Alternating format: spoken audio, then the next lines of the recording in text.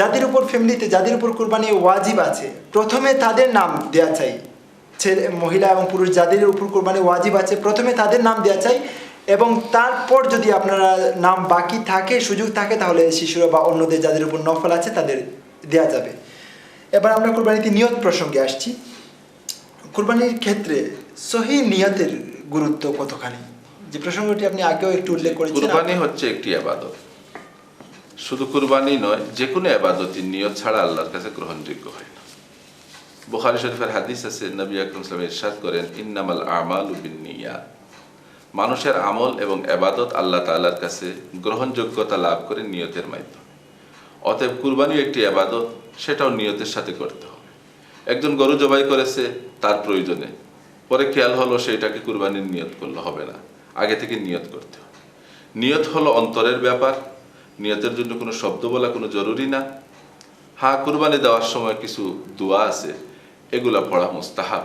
জি জি। যেমন একটি দোয়া আছে, সে এই দোয়াটা পড়বে, ইন্নী ওয়াজ্জাহতু ওয়াজহিয়া লিল্লাযী ফাতারাস সামাওয়াতি ওয়াল আরযা হানিফা ওয়া মা আনা মিনাল মুশরিকিন ইন্না সালাতি ওয়া নুসুকি ওয়া মাহইয়ায়া ওয়া মামাতি লিল্লাহি রাব্বিল আলামিন লা শারীকা লাহু ওয়া বিযালিকা উমিরতু ওয়া আনা আউয়ালুল মুসলিমিন আল্লাহুম্মা মিনকা ওয়া লাক বিসমিল্লাহি আল্লাহু আকবার বলে সে জবাই করবে। যারা জবাই করে তাদের জন্য বিসমিল্লাহ বলা জরুরি। বিসমিল্লাহ ইচ্ছাপূর্বক কেউ না বললে, এই যে যে প্রসঙ্গটি বললেন যে লম্বা দোয়াটি, জি, এটি কি পড়তেই হবে? না, এটা পড়া মুস্তাহাব, পড়া ভালো। চাইলে পড়তে পারেন, না চাইলে না। কুরবানি শেষ করার পর আরেকটি দোয়া আছে, পড়া মুস্তাহাব, আল্লাহুম্মা তাকাব্বালহু মিন্নি কামা তাকাব্বালতা মিন হাবিবিকা ইব্রাহিম আলাইহিস সালাম মিন হাবিবিকা ওয়া খালিলিকা ইব্রাহিম আলাইহিস সালাম। এই দোয়া সে বলবে, আল্লাহুম্মা তাকাব্বালহু মিন্নি, নিজের জবাই করলে। আর অন্যের পক্ষে জবাই করলে সে বলবে আল্লাহুম্মা তাকাব্বালহু মিনহু। জি মোহতারাম, এই প্রসঙ্গটি আমরা জানতে চাচ্ছি যে শরিকানা কুরবানি প্রসঙ্গে অনেকে ভিন্ন ভিন্ন লোক মিলে যদি শরিক হয়ে কুরবানি দেন তাহলে সেটি আদায় হবে কি? হ্যাঁ, কুরবানি তো দিতে পারে, কিন্তু খেয়াল রাখতে হবে যাতে সবার কুরবানি গ্রহণযোগ্য পর্যায়ের হয়। মানে শরিক নির্বাচনের ক্ষেত্রে কোন বিষয়ে একজনের কুরবানিতে কোনো ত্রুটি থাকলে, কুরবানির যে টাকা সে খরচ করতেছে বা নিয়ত কোনো ত্রুটি থাকলে এটা অন্যের কুরবানির জন্য ক্ষতিকর। অতএব অন্য মুসলমানকে কুরবানিতে শরিক করতে কোনো অসুবিধা নেই। শরিকানা কুরবানিতে গোশত বন্টনের প্রক্রিয়াটা কি? সেটা হলো যে কুরবানির মূল্যের মধ্যে যে যেতটুকু অংশগ্রহণ করেছে, একজন 4 ভাগের 1 ভাগ টাকা দিয়েছে, 4 ভাগের 1 ভাগ তার, বা 7 ভাগের 1 ভাগ, 6 ভাগের 1 ভাগ, একজনের 2 ভাগ, 7 ভাগের, একজনের 3 ভাগ, যে যতটুকু টাকা দিয়েছে তাকে ঠিক অতটুকু হিসাব করে দিতে হবে। পাল্লা দিয়ে মেপে গোশত হাড্ডি সব কিছু তাকে পৃথক করে দিতে হবে। শরিকানা কুরবানি হলে তা ভাগ করার আগে গরিবকে ফকিরকে দেয়া যাবে না, মাঝে থেকে কাউকে একটু করে রান বা মাথা দিয়ে দিলেন হুজুরকে, এগুলো হবে না। আগে তাকে সমানভাবে বন্টন করতে হবে, যার যতটুকু, যে যতটুকু টাকা দিয়েছে এই হিসাবে বন্টন করার পর প্রত্যেকে যার যার অংশ থেকে চাইলে অন্যকে নিজের মতো করে, হ্যাঁ নিজের মতো করে প্রথমে বন্টন করাটা জরুরি। হ্যাঁ, বন্টন করা খুবই জরুরি। জি, একটি প্রসঙ্গ এটি জানতে চাই যে এই শরিকানা কুরবানিতে আপনি আগে বলেছেন যে একটি মানে কুরবানির একটি অংশে কমপক্ষে একজন মালিক হতে হবে, মানে নাম 7 ভাগের 1 ভাগ। এখানে শরিকানা কুরবানিতে যদি রাসূল সাল্লাল্লাহু আলাইহি সাল্লামের নাম দেয়া হয় তাহলে তো দেখা যাচ্ছে একটি কুরবানিতে বাকি 6 জন শরিক, জি, আর 7 নম্বর অংশটা সবার পক্ষ থেকে নবীজির নাম যিনি দিবেন, এটার খরচ যিনি বহন করবেন, সেই গোশতটা উনি গ্রহণ করবেন। যে কোনো একজনে দিতে হবে, যে কোনো একজন যদি দেন। আর 7 জন যদি 6 জন মিলেই যদি নবীজির নাম দেন তাহলে এই অংশটা 6 ভাগ করা হবে। এই অংশটাকে 6 ভাগ, মানে মূল্যে যে যতটুকু অংশগ্রহণ করবে ততটুকুই সে পাবে। মুহতারাম, এখন যে বিষয়টি নিয়ে আলোচনা করতে চাই যেটা হচ্ছে পশু জবাই প্রসঙ্গ। আমরা কুরবানির যে পশুটি জবাই করব, জবাইটি কে করবেন? পশু জবাই করার ব্যাপারে নিয়ম হলো যার কুরবানি তিনি জবাই করবেন, সেটাই হলো নিয়ম। এখন মনে করুন একটি কুরবানিতে কয়েকজন শরিক, সবাই তো জবাই করতে পারেন না, তাদের মধ্যে যিনি ভালো জবাই করতে পারেন তিনি জবাই করবেন। জি, অনেক ক্ষেত্রে দেখা যায় কেউ জবাই করতে সামর্থ্য রাখেন না, তিনি জবাই করার সাহস রাখেন না বা জবাই করতে ভয় পান, তাহলে তিনি কাউকে বলবেন তার পক্ষে সে কুরবানি জবাই করবে, কিন্তু তাকে সামনে থাকা ভালো, তিনি সামনে থেকে কুরবানি করাবেন। এই ব্যাপারে যদি নিয়ম। সামনে না থাকেন কোনো অসুবিধা নাই, অসুবিধা- থাকাটাই ভালো। আচ্ছা, জবাইয়ের সময় জবাই করার সময় মানে বিসমিল্লাহ পড়ার গুরুত্ব কতখানি? জবাই করার সময় বিসমিল্লাহ পড়া জরুরি। কেউ যদি বিসমিল্লাহ ইচ্ছা করে না পড়ে, তাহলে এই জবাইকৃত পশু এটি তার জন্য হালাল হবে না। কুরবানি হওয়া তো দূরের কথা, এটা হালালই হবে না, এটার গোশত খাওয়া তার জন্য হালাল হবে না। ইচ্ছাকৃত ছাড়। ইচ্ছাকৃত। আচ্ছা আচ্ছা। আর যদি ভুলে বিসমিল্লাহ সে ছেড়ে দেয়, আর এই সময় যেহেতু একটি টেনশন থাকে, জবাইয়ের সময় জি, একটু জি। ব্যস্ততা থাকে, তখন অনেক ক্ষেত্রে ভুল হওয়ার সম্ভাবনা থাকে, আর এই ভুলকে শুধরানোর সুযোগ কম। তাই ভুলে ছেড়ে দিলে কোরবানি সঠিক হয়ে যাবে, হালাল হবে, কিন্তু ইচ্ছা করে কোরবানি ছাড়তে পারে না। আচ্ছা, যদি জবাইয়ের ক্ষেত্রে দেখা যায় যে একজন ব্যক্তি জবাই করছেন, দেখা যায় যে অনেক সময় বড় গরু হলে বা বড় প্রাণী হলে দুজন তিনজন জবাইয়ের মানে কাজে অংশ নিয়েছেন, তো সেক্ষেত্রে মানে সবার কি বিসমিল্লাহ পড়া লাগবে নাকি একজনের পড়লেই চলবে? জবাইয়ের কাজের সহযোগিতা দুই রকম হয়। একটি হলো গরুর কেউ পায়ে ধরছেন, কেউ তার লেজে ধরছেন, কেউ মাথায় ধরছেন, এই সহযোগিতা। জি। এসব সহযোগী যারা, তাদের জন্য বিসমিল্লাহ পড়া জরুরি নয়, পড়লে ভালো কথা। যিনি জবাই করছেন তার জন্য বিসমিল্লাহ পড়া ওয়াজিব। এবং যদি এক ব্যক্তি ছুরি চালায় এবং চালাতে গিয়ে সে অসমর্থ হয়, তার সাথে আরেকজন শরিক হয়, বা দুই তিনজন মিলে ছুরি চালায়, ছুরি দুর্বল হওয়ার কারণে, ধার না হওয়ার কারণে, অথবা গরু বেশি বড় হওয়ার কারণে, তাহলে যারা যারা ছুরি চালাতে শরিক হবে সবার জন্য বিসমিল্লাহ বলা ওয়াজিব। কোনো এক ব্যক্তি ইচ্ছা করে বিসমিল্লাহ ছেড়ে দিলে কোরবানিটি নষ্ট হয়ে যাবে, এই প্রাণীটি হালাল হবে না। তাই সবাই বিসমিল্লাহ বলতে হবে, যারা যারা জবাই অংশগ্রহণ করছেন, জবাইতে ছুরিতে হাত লাগাচ্ছেন, চাপ দিচ্ছেন। জবাই করার পদ্ধতিটি কি? জবাই করার নিয়ম হলো যে ছুরি দ্বারা জবাই করা হবে, ছুরিটি হতে হবে খুবই ধার এবং সাথে সাথে কাটে, এরকম ছুরি দ্বারা জবাই করবে। এবং পশুর গলায় 4টি রগ আছে, দুটিকে বলে বিশেষ রগ, সারাইনের রগ, এবং একটি হচ্ছে খাদ্যনালী আর একটি হচ্ছে শ্বাসনালী, আর বাকি দুটি হচ্ছে রক্তের। সেই 4টি রগই কাটতে হবে। যদি দেখা যায় যে 4টির মধ্যে 3টি কাটা হয়েছে, একটি কাটা হয়নি, তবুও কুরবানি করা এবং জবাই করা শুদ্ধ হয়ে যাবে। কিন্তু 2-3টি যদি কাটা না হয়ে থাকে, 2টি বা 1টি কাটা হয়, তাহলে কুরবানি শুদ্ধ হবে না, জবাই করা হবে না। আচ্ছা, এখন ওই যে আমরা তো যে কুরবানিতে একসাথে অনেকের নাম দিই, তো জবাইয়ের সময় শারিকানদের বা কুরবানি যাদের যাদের নামে দেওয়া হচ্ছে তাদের নাম পড়ে শোনানোটা মানে দরকারি কিনা? যারা কুরবানি দিচ্ছেন, যাদের নামে কুরবানি হচ্ছে, তারা তো নিয়ত করেছেন, এটার মধ্যে তারা শামিল আছেন। যিনি জবাই করছেন, কে কে কুরবানি দিবে তাদের নাম তাকে জানানো, এটা কোনো জরুরি নয়। এখানে ঘোষণা করা বা পড়া কোনো জরুরি নয়। কেউ যদি পড়ে শোনায় সেটা ভিন্ন কথা, কিন্তু এটা না করলেও কোনো অসুবিধা নেই। এটা হলো নিয়তের উপর। যারা যারা নিয়ত করছে এখানে শামিল হওয়া, তাদের নামেই হবে, চাहे তাদের নাম ঘোষণা করা হোক, পড়া হোক অথবা না হোক, এটা কোনো জরুরি না।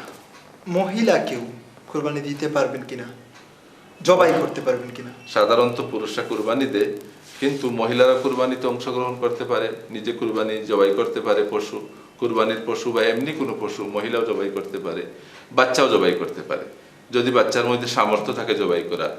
যদি মহিলা জবাইয়ের তরিকা মতো জবাই করতে পারে, ঠিক মতো কাটতে পারে, ঠিক মতো রগ কাটতে পারে, বিসমিল্লাহ পড়ে নিয়মতান্ত্রিকভাবে সে জবাই করতে পারে, তাহলে মহিলা জবাই করার মধ্যে কোনো অসুবিধা নেই।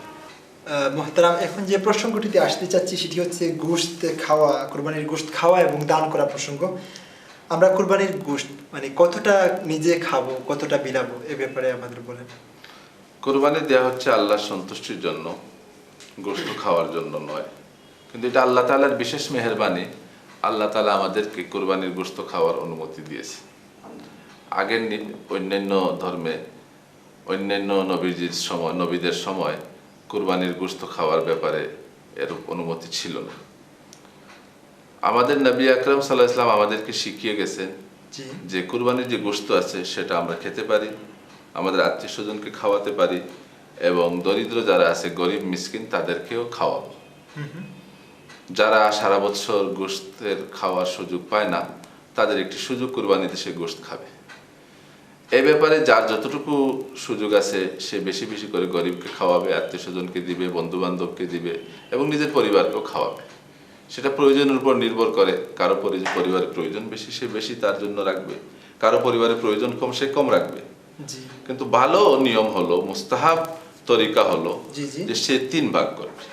3 ভাগ করে 1 ভাগ সে তার নিজের খাওয়ার জন্য রাখবে, এক ভাগ সে তার আত্মীয় স্বজন এবং বন্ধু বান্ধবের মধ্যে বিতরণ করবে, আর 3 ভাগের 1 ভাগ সে গরিব মিসকিনদের মধ্যে বিতরণ করবে, তাদেরকে দিবে। জি, এই নিজে নিয়মটা খাবে, অনুসরণ আত্মীয়-স্বজন- করাটাই ভালো। হ্যাঁ, নিজে খাবে, আত্মীয় স্বজনকে দেবে এবং গরিব এখন কেউ মিসকিনকে- যদি 3 ভাগের 1 ভাগের চেয়ে বেশি দিয়ে দেয় আত্মীয় স্বজনকে, বেশি দিয়ে দেয় মিসকিনকে, বা সে বেশি খেয়ে যায়, এতে কোনো অসুবিধা নেই, অসুবিধা কুরবানিতে কোনো অসুবিধা হবে না। আচ্ছা, বিলানোর ক্ষেত্রে বা দান করার জি। ক্ষেত্রে মানে কিভাবে কাদের প্রাধান্য দেওয়া হবে? সবাইকে দেয়া যেতে পারে, কিন্তু এটা খেয়াল রাখা দরকার, যার প্রয়োজন বেশি তাকে বেশি দেবে, যার অভাব বেশি তার প্রতি বেশি খেয়াল রাখার দরকার। জি জি, মোহতারাম, মান্যতের কোরবানি যদি হয়, কোরবানিটা যদি মান্যতের হয়, তাহলে কি গোশত খাওয়া যাবে? কেউ যদি মান্যত করে আমার এই কাজ বা এই উদ্দেশ্য হাসিল হলে আমি একটি কুরবানি করবো, এটাকে বলে নাজার বা মান্যতের কুরবানি। জি এই গোশতটা যে কোরবানি সে কুরবানি করে সে খেতে পারবে না, সবকিছুই গরিব মিসকিনদের মধ্যে বিলি করতে হবে। আত্মীয় স্বজন যদি গরিব মিসকিন না হয়, ধনী হয়, তাদেরকেও খাওয়াতে পারবে না, নিজেও খেতে পারবে না, মান্যতের। ঠিক তেমনি ভাবে ওসিয়তের আরেকটি কুরবানি আছে। মৃত- কোনো ব্যক্তি মৃত্যুর সময় ওসিয়ত করে গেল জি। যে আমার টাকা রাখা আছে, এই টাকা থেকে আমার নামে একটি কুরবানি দেওয়া হোক। সেই ওসিয়ত তার টাকা থেকে ত্যায্য সম্পত্তিকে কার্যকর করা হচ্ছে, সেটা কুরবানি দেয়া হবে। সেই কুরবানির সব গোশতই গরিব মিসকিনকে দিতে হবে, সে নিজেও খেতে পারবে না এবং তার আত্মীয় স্বজনের মধ্যে গরিব মিসকিন যারা আছে তাদেরকে খাওয়াতে পারবে, যারা ধনী তাদেরকে দিতে পারবে না। এবার যে প্রসঙ্গটি জানতে জি। চাই তা হচ্ছে কোরবানির গোশতের কোনো অংশ পারিশ্রমিক হিসাবে দেওয়া প্রসঙ্গে। প্রিয় জি। ভাই এবং বোনেরা, এই বিষয়টি খুবই গুরুত্ব সহকারে খেয়াল করবেন যে কোরবানির গোশতের কোনো অংশ, গোশত অথবা কোরবানির পশুর কোনো অংশ যদি শ্রমিককে পারিশ্রমিক হিসাবে দেয়া হয়, সেটি দেয়া যাবে কি? না, কোরবানির গোশত পারিশ্রমিক হিসাবে দেওয়ার সুযোগ নেই। কসাই আছে, কাজের লোক আছে, তাদেরকে তাদের কাজের বিনিময়ে পারিশ্রমিক সে পৃথক দিয়ে দেবে। আর গোশত এটা দান হিসাবেই দিতে হবে, এটাকে পারিশ্রমিক হিসাবে দিতে পারবে না, গোশত বিক্রি করতে পারবে না, এবং যদি বিক্রি করে নেয় তাহলে যে মূল্য পাওয়া যাবে সেই মূল্যটা তাকে সাদাকা করতে হবে, সেটা সে বুক করতে পারবে না। এবার সে প্রসঙ্গটি জানতে চাই যে আমরা দেখি আমাদের সমাজে প্রচলন আছে যে কোরবানির গোশত আমরা দীর্ঘদিন ফ্রিজে রেখে ফ্রিজিং করে আমরা খাই, এটা খুবই কমন ব্যাপার। তো কোরবানির গোশতকে ফ্রিজিং করে খাওয়াটা মানে এ ব্যাপারে শরীয়তের বক্তব্য কি? আমরা যা করি আর কি। কোরবানির গোশত যখন আল্লাহ তাআলা আমাদেরকে খাওয়ার সুযোগ দিয়েছেন, অনুমতি দিয়েছেন, এটা আল্লাহর বিশেষ নিয়ামত। আমরা যদি কারো প্রয়োজন হয়, সে তার কোরবানির সব গোশত সে খেতে চায়, তারও অনুমতি আছে। ভালো হলো কিছু সে খাবে, কিছু গরিব মিসকিনকে দিবে, কিছু বন্ধু বান্ধবকে দিবে। সে যদি সব খেতে পারে বা খেতে চায়, তার প্রয়োজন আছে, তারও অনুমতি আছে। যখন অনুমতি আছে তাহলে এটাকে সংরক্ষণ করার অনুমতি আছে। আরবের যুগে, ওই নবীজির যুগে আরবেরা তারা রোদ্রে গোশত শুকিয়ে অনেকদিন রাখতো। এই জন্য আমরা 3 দিনকে আইয়ামে তাশরিক বলি। তাশরিকের মানা হলো সূর্যের আলোতে গোশত শুকানো। জি জি তো তারা গোশত সংরক্ষণ করতো সূর্যের আলোতে শুকিয়ে। আমাদের উন্নত প্রযুক্তির মাধ্যমে আমরা ফ্রিজ এবং এমন কিছু অর্জন করেছি যে আমরা গোশতকে সংরক্ষণ করতে পারি। তা সংরক্ষণ করতে কোনো বাধা নেই, সংরক্ষণ করে সে খেতে পারে, অনেক দিন রেখে আত্মীয়কেও দিতে পারে, আবার চাইলে মিসকিনকেও সে দিতে পারে, সংরক্ষণ করতে পারে, কোনো অসুবিধা নেই। এবার আসছি কোরবানির সাথে আকিকা প্রসঙ্গে। জি। মোহতারাম, কোরবানির সাথে কি আকিকা করা যাবে? যাবে কি? আকিকা করা বাচ্চার পক্ষ থেকে, বাচ্চার জন্য আকিকা করা এটা মা বাবার কর্তব্য। বাবা বাচ্চার জন্য আকিকা করবেন। বাচ্চার জন্মগ্রহণের 1 সপ্তাহ পর, 7 দিনের মাথায় অথবা 14 দিনের মাথায়, এইভাবে সে আকিকা করবে। কেউ যদি সময় মতো আকিকা না করে, কুরবানি এসে যায়, সে কুরবানির হিস্সার মধ্যে আকিকায় অংশগ্রহণ করতে পারে। আলোক খাসি দ্বারা আকিকা করতে পারে। কুরবানির 7 নামের মধ্যে 1 নাম বা 2 নাম দিয়ে আকিকা শামিল করা যেতে পারে, এতে কোনো অসুবিধা নেই। ছেলেদের বেলায় 2 নাম, মেয়েদের বেলায় 1 নাম। ছেলেদের বেলায় 2 নাম দেওয়া ভালো, 1 নাম দিলেও চলবে। চলবে না? আচ্ছা, কোরবানির আকিকার ক্ষেত্রে আলাদা কোনো তো নিয়ম কানুন নাই? কোরবানির সাথে জাস্ট নামটা দিয়ে দিলেই হবে? কুরবানির গোশত যেভাবে খাওয়ার নিয়ম, আকিকার গোশত নিয়ত সবকিছুই কুরবানির আকিকা প্রায় একই রকম। একই বিষয়। জি। মোহতারাম, এবার যে বিষয়টি নিয়ে আপনার কাছ থেকে মানে জানতে চাই, সে বিষয়টি হচ্ছে যে বর্তমান সময়ে আমরা জানি আমাদের কিছু এলাকা ঘূর্ণিঝড় সিডরে আক্রান্ত হয়েছে। জি। প্রায় মানুষ বেশ কষ্টে সময় কাটাচ্ছে, আর্থিক এবং তাদের অনেকে নিঃস্ব হয়ে গেছে। তো বিভিন্ন জায়গা থেকে বিভিন্ন ধরনের সাহায্য সহযোগিতার হাত বাড়িয়ে দেওয়া হচ্ছে বিভিন্নভাবে। ইদানিং শোনা যাচ্ছে যে এই বিষয়টি প্রায় প্রশ্ন আসছে যে আমরা কুরবানির মাধ্যমে অনেক অর্থ কুরবানির মাধ্যমে বিয়ে করছি বা আল্লাহর রাস্তায় বিলাচ্ছি, এই অর্থটা যদি আমরা কুরবানি না করে এই অর্থটা যদি আমরা সিডর আক্রান্ত এলাকায় দুর্গত মানুষদের সাহায্যার্থে পাঠিয়ে দিই, তাহলে তো আমরা একটি ভালো কাজ করলাম। তো এই কুরবানির বিকল্প হিসেবে এই অর্থটা কি দুর্গত এলাকায় পাঠানো যাবে? যে কোনো দুর্দশাগ্রস্ত ব্যক্তি, যেমন আমাদের দেশে কিছুদিন আগে ঘূর্ণিঝড় হয়েছে, সিডরে আক্রান্ত হয়েছে, লোক ক্ষতিগ্রস্ত হয়েছে, বিপদগ্রস্ত ব্যক্তিকে সাহায্য করা এটা মুসলমানের কর্তব্য।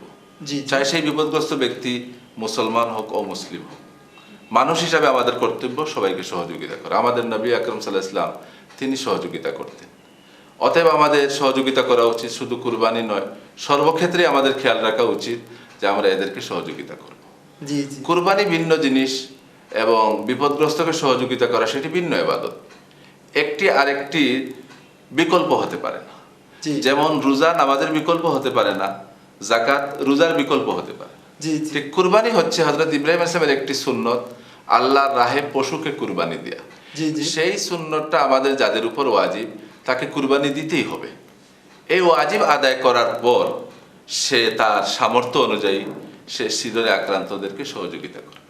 হ্যাঁ, একটি সুযোগ আছে যে আমি কুরবানি দিব, আমার এখানে একটি বড় গরু, আমার অভাব খুব বেশি না, আমি গরু খরিদ করে সিডর আক্রান্ত কোনো একটা অঞ্চলে পাঠিয়ে দিলাম, বা ওইখানে আমার পক্ষে কাউকে টাকা দিয়ে বললাম তুমি একটি গরু আমার পক্ষে খরিদ করে আমার নামে কুরবানি দিয়ে তুমি গরিবদের মধ্যে বিলি করে দাও। কুরবানির মাধ্যমে তাদেরকে সহযোগিতা করা যেতে পারে। জি। শুধু কুরবানি নয়, আমাদের আরো সামাজিক অনেক ব্যয় আছে, বিবাহ শাদী আর অনেক কাজে আমরা অনেক পয়সা অতিরিক্ত খরচ করি, সেগুলোকে আমরা সংকুচিত করে আমার প্রয়োজনের অতিরিক্ত খরচের মধ্যে আমি কিছু কাটছাট করে আমি সেখানে অংশগ্রহণ করতে পারি, তাদেরকে সহযোগিতা করতে পারি। কিন্তু সেটা কখনো কুরবানির বিকল্প নয়। কেউ যদি তার টাকা সব দিয়ে দেয় সিডর আক্রান্ত ব্যক্তিকে এবং ওই অঞ্চলে খরচ করে, কিন্তু দেখা যায় যে তার উপর কুরবানি ওয়াজিব ছিল, এটার দ্বারা তার ওয়াজিব আদায় হবে না, সে গুনাহগার হবে। কুরবানি তাকে নিশ্চয়ই করতে হবে। সেটা হতে পারে, মনে করেন সে 40,000 টাকার কুরবানি করার ইচ্ছা ছিল, কিন্তু সে কিছু কম করলো, 30,000 টাকা দিয়ে কুরবানি করলো, 10,000 টাকা সে কম খরচ করে সেটা পাঠিয়ে দিল। কিন্তু এক টাকার একটা বিকল্প হিসাবে ধরে নেয়া, এটা মানে কুরবানিটা আমাদের আল্লাহর হুকুম, যেটি আমরা সেটা আদায় করতে হবে। এখানে আমাদের নিজের অন্য কিছু ঢুকানো, নিজস্ব ফিলোসফিটা মানে না, চিন্তা ভাবনাকে ঠিক- এখানে ঠিক না। হস্তক্ষেপ ঠিক হচ্ছে না। এই প্রসঙ্গটা ছোট্ট করে আসলে জানতে চাই, আর প্রাসঙ্গিক একটি বিষয়। অনেক সময় শোনা যায় যে এই আমরা প্রতি বছর এতটা কুরবানি দিই, তো আমাদের সাধারণত জন্তুর মানে পশুর প্রোডাকশনটা সমাজে প্রয়োজন, কারণ আমাদের এগুলো হাল চাষে আসে, আমরা সাধারণত অন্যান্য সময় গোশত খাওয়ার জন্য জবাই করি। তো এই কুরবানির জন্য কি আমাদের পশু সংকট হওয়ার কোনো সম্ভাবনা আছে কি? মানে এই আসল প্রসঙ্গে ব্যাপার হচ্ছে জি এই দুনিয়া আল্লাহ তাআলা সৃষ্টি করেছেন, এই দুনিয়াতে আল্লাহ নিয়ামত দিয়েছেন মানুষের জন্য, এবং মানুষকে সৃষ্টি করেছেন আল্লাহর ইবাদতের জন্য। মান আতা আল্লাহ আতাহু কুল্লু শাই, যে আল্লাহ তাআলার আনুগত্য করবে, আল্লাহ তাআলা সব নিয়ামতের ব্যবস্থা রেখেছে। জি অতএব এই দুনিয়াতে যা কিছু নিয়ামত আল্লাহ দিয়েছেন, যার প্রয়োজন যখন তা দিয়েছেন। এক সময় আমাদের ঘোড়া গাধা এগুলোর প্রয়োজন বেশি ছিল বাহনের জন্য, তা অনেক ছিল। এখন যখন বিকল্প যানবাহন এসে গেছে, সেগুলো আল্লাহ কমিয়ে দিয়েছে। যখন যা প্রয়োজন আল্লাহ আমাদেরকে দেন। যে আল্লাহ আমাদেরকে পশু দিতেছেন, যে আল্লাহ আমাদেরকে বিভিন্ন নিয়ামত দিতেছেন, সে আল্লাহ নির্দেশ যখন আমরা বাস্তবায়ন করব, কুরবানি দিব, তখন আমাদের এই কথা মনে আনা যে কুরবানি দেওয়ার কারণে পশুর মধ্যে সংকট সৃষ্টি হবে, দেশে বিপর্যয় আসবে, এটা আল্লাহর প্রতি অবিশ্বাসের শামিল হয়ে যাবে, তাওয়াক্কুলের খেলাফ হবে। স্রষ্টা তো তিনি, যিনি আমাদের কুরবানির হুকুম দিয়েছেন। আর আমরা সবাই গরু খাই বা বিভিন্ন যেগুলো খাই, মোরগ টুরুক খাই, এগুলোর মধ্যে এখনো কোনো সংকট আসেনি। এমন অনেক প্রাণী আছে যা আমরা খাই না, ছুঁই না, কিন্তু এগুলোর সংখ্যায় অনেক কম, বিলুপ্ত প্রায়। এ ধরনের অনেক নিউজ শোনা যায় যে এই পশুটা এগুলো আমাদের আসলে সমাজ থেকে বিলুপ্ত হয়ে এটা যাচ্ছে। অবান্তর।